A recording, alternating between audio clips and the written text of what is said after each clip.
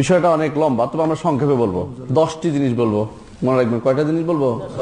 10টি। 1 নম্বর হচ্ছে, যদি কেউ মিথ্যা আরোপ করে, আল্লাহ এবং তার রাসূল যা বলেছেন এগুলো মিথ্যা, সত্য না, কি হবে? সে কাফের হয়ে যাবে। কারা করেছিল?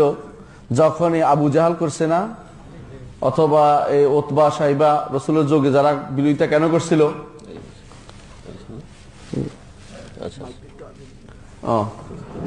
আবু জাহাল, উতবা সাইবা এই জাতীয় যুগে যুগে প্রত্যেক নবীরে যারা শত্রু ছিল তারা কিন্তু নবীদের বিশ্বাস করে না, মিথ্যা আরোপ করতো, তাই না?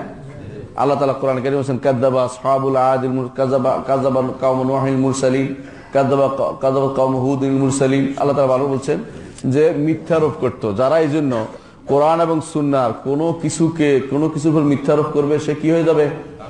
কাফের হয়ে যাবে, জাহান্নামী, চিরস্থায়ী জাহান্নামী হয়ে যাবে। যে কোনো একটা ছোট জিনিস হলো কোরআন এবং সুন্নাহ আসছে, ধরেন নারীকে পুরুষের অর্ধেক দিতে হবে, সোজা মাসালা এটা, তাই না? আল্লাহ কোরআনে সরাসরি বলে দিয়েছেন যে একজন কন্যা পাবে একজন ছেলের অর্ধেক। এখানে যদি বিরোধিতা করলে ঈমান থাকবে? থাকবে কিনা? থাকবে না। এটা সোজা মনে রাখতে হবে, মাসালা উদাহরণ হিসেবে দেওয়ার জন্য। আচ্ছা, আরেকটা হচ্ছে মনে মনে মানে কিন্তু বাইরে বলতে রাজি নেই। কি জন্য? অহংকার করে। এ কি ঈমান থাকবে? প্রমাণ কি জানেন? প্রমাণ হচ্ছে ইবলিস মনে মনে আল্লাহ সম্পর্কে ঠিকই জানে যে আল্লাহ তারা সৃষ্টি করছে, কিন্তু মানে নাই। কেন? অহংকার করছে।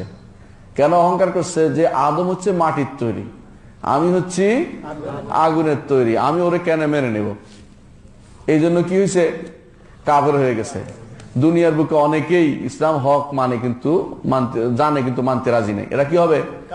কাফের হবে। কয় নম্বর বললাম? 2 নম্বর, ঠিক আছে। 3 নম্বর হচ্ছে যে কিছু মানুষ আছে যারা সন্দেহ পোষণ করে। সন্দেহ বুঝেন? সন্দেহ করতেছে যে হতেও পারে, নাও হতে পারে। সন্দেহ করতেছে যে আল্লাহ কি আছে কি নাই, আল্লাহ থাকলে কি আসলে থাকতেও পারে, আখিরাতে হতেও পারে। এই জাতীয় সন্দেহ করলে ঈমান থাকবে কিনা? ঈমান হচ্ছে দৃঢ় বিশ্বাসের নাম। দৃঢ় হইতে হবে, অন্তরের ভিতরে দৃঢ়ভাবে হইতে হবে। শুধুমাত্র ভাষা হতেও পারে, হতেও পারে, নাও হতে পারে, করলে ঈমান হয় না, এটা ঈমান না। এই সন্দেহ পোষণ করলে কি হবে? কাফের হয়ে যাবে। আপনি যদি মনে করেন যে ফেরেশতা আছে কি নাই, কি হবে? কাফের হয়ে যাবে। মনে করেন যে আল্লাহ কিতাব নাজিল করছে কিনা, কি হবে? কাফের হবে। আখিরাত কি হবে কি নাই, কি হবে? আযাব কি হবে কি হবে না, কি হবে? কাফের হয়ে যাবে। সোজা কথা এটা। যতটুকু সন্দেহ থাকলে কাফের হয়ে যাবে। এরপর হচ্ছে আপনার এখন ধারণা হচ্ছে যে সন্দেহ না, তবে মনে হয় ঠিক আছে, মনে হয় করে কথা বলছেন, এটা কি হবে? কাফের হয়ে যাবে।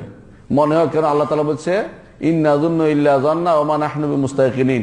আমরা ধারণা করে কথা বলছি, আমরা ইয়াকিন নাই। এটা বললেও কি হবে? কাফের হয়ে যাবে। কয়টা গেল? 4টা। আচ্ছা, এরপরে হচ্ছে এরাদ। আল্লাহর দ্বীনের দিকে মুখ তুলেও তাকাবো না। তুমি যাই হয় না কেন, আমি শুনবো না। প্রমাণ কি জানেন? আল্লাহ রসুল গেছিলেন তাইফের ময়দানে, এক বেটা বলছিল, 3 ভাইয়ের এক ভাই বলছিল, তোমার দিকে ফিরেও তাকাবো না। বুঝছেন? আল্লাহ তাআলা বলে দিয়েছে এই জাতীয় লোকরা যারা ওমান আযলামু মিম্মান যুক্কিরা বিআয়াতি রাব্বি সুম্মা আরাদা আনহা ইন্না মিনাল মুজরিমিনা মুনতাকিমুন। এরকম মুখ ফিরিয়ে থাকলে যারা কাফের হয়ে যাবে।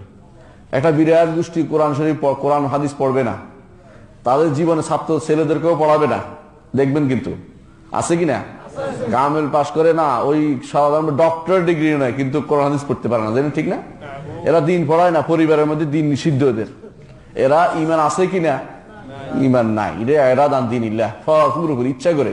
হ্যাঁ, ইচ্ছা না করে কারো পড়তে পারে না বা শয়তানের ওয়াসওয়াসা পড়ে, এটা আলাদা মাসালা। ইচ্ছা করে মুখ ফিরিয়ে রাখছে, এরা কিন্তু কাফের হয়ে যাবে। আর হচ্ছে ঠাট্টা করলে কাফের হবে। কত নম্বর এটা? 6 নম্বর। ঠাট্টা করলেও কাফের হয়ে যাবে। ঠাট্টা কিরকম? কেউ দাড়ি নিয়ে ঠাট্টা করে, আল্লাহ বুঝি দাড়ি কথা বলছে, নাউজুবিল্লাহ, এই কথা বলবে। আবার কেউ কিছু নষ্ট করে দিয়ে বলবা, এটার মধ্যে ইসলাম তোমার আটকে রইলো, এটার মধ্যে ইসলাম রইলো, পর্দার মধ্যে ইসলাম। মানে এই জিনিস নিয়ে যারা ইসলামের যে কোনো বিধান নিয়ে ঠাট্টা করবে। অথবা ধরেন রাসূলুল্লাহ সাল্লাল্লাহু আলাইহি ওয়াসাল্লাম বলছে যে মাছির এক ডানায় কি আছে? আরোগ্য আছে, আরেক ডানায় রোগ আছে। আপনি ডাক্তার মানুষ, আপনি ঠাট্টা করলেন, আপনি কি হবে? কাফের হয়ে যাবেন। থাকবে না, ঈমান থাকবে না। ইমান থাকবে না কোনো ক্রমেই আপনার এই অবস্থায় ইমান থাকবে না। আচ্ছা, কয়টা গেল? ছয়টা গেল। হ্যাঁ, কখনো কখনো ইমান চলে যায় আপনার তাকযীব, জহুদ। আপনি জেনে শুনে সবাইকে অস্বীকার করলেন, আপনি মিথ্যারোপ করলেন না, কিন্তু কেউ যেন আসতে না পারে বাধা দিলেন, অস্বীকার করলেন যে এইটা সত্য নয়, তোমরা এটা থেকে বিরূপ থাকো, বাধা দিয়ে রাখলেন। কি হবে? আল্লাহর দিন থেকে বিরোধ করলে, বাধা দিলে কি হবে? কাফের হয়ে যাবে। সদ্দা আন যিকরিল্লাহ, আল্লাহর দিন থেকে বাধা দিলেও কি হয়ে যাবে? কাফের হয়ে যাবে। জেনে শুনে যদি কোনো আল্লাহর দিনকে অবজ্ঞা করার জন্য জেনে শুনে এরকম করলে কি হয়ে যাবে? কাফের হয়ে যাবে। তাহলে আমরা কয়টা বললাম? 7টা। কেউ আছে অন্তরের মধ্যে মুনাফিকি পোষণ করছে, ইমান থাকবে? ইমান থাকবে। মুনাফিকি করলে ইমান থাকবে না। তাহলে মুনাফিকি করলে ইমান চলে যায়, মুনাফিকি করলে ইমান চলে যায়।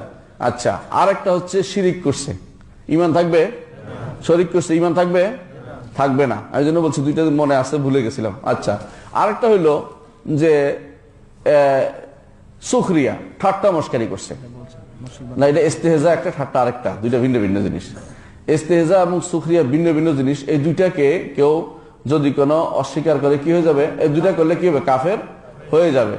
মোট আমরা 10টি জিনিসের কথা উল্লেখ করে থাকি, যেগুলির কারণে এগুলির ভিতরে অনেকগুলি আছে।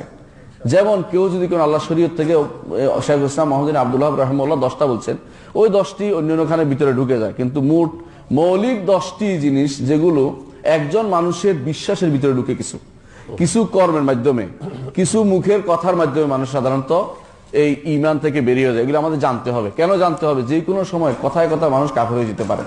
একজন মানুষ ধরেন বললেন যে রাসূলুল্লাহ সাল্লাল্লাহু আলাইহি সাল্লাম তিনি কদু পছন্দ করতেন, আপনি তখন বললেন যে পছন্দ করি না। রাসূলুল্লাহ দাড়ি রাখছেন, আপনি দাড়ি কেন রাখবো বিরোধিতা করলেন। একটা হলো অন্যায় করছেন, গুনাহগার, এটা আলাদা মশা। আরেকটা হলো এটা নিয়ে ঠাট্টা মস্কারি করা, আরেকটা হচ্ছে এটা নিয়ে ইস্তেহজা করা, ঠাট্টা করা, আরেকটা হলো এটা নিয়ে হাসি তামাশা করা। এ সবই কি? কুফরি, সবই কুফরির কারণ। এই জন্য আল্লাহর দিনকে খেয়াল রাখতে হবে। কখনো যেন দিনের কোনো বিষয় যখন আসে, যে এটার সাথে কথা বলার ক্ষেত্রে 1000 বার চিন্তা করতে হবে যে এগুলি বললে যদি ঈমান হারা হয়ে যায়, তাহলে আমাদের আর কিন্তু আর ঈমানের কোনো কিছু রইল না। এই জন্য জীবনের মূল সম্পদটা, যেটা একমাত্র সম্পদ ঈমান, এইটা যদি হারিয়ে যায় আর কোনো কিছু কাজে লাগবে না। মনে থাকবে ইনশাআল্লাহ?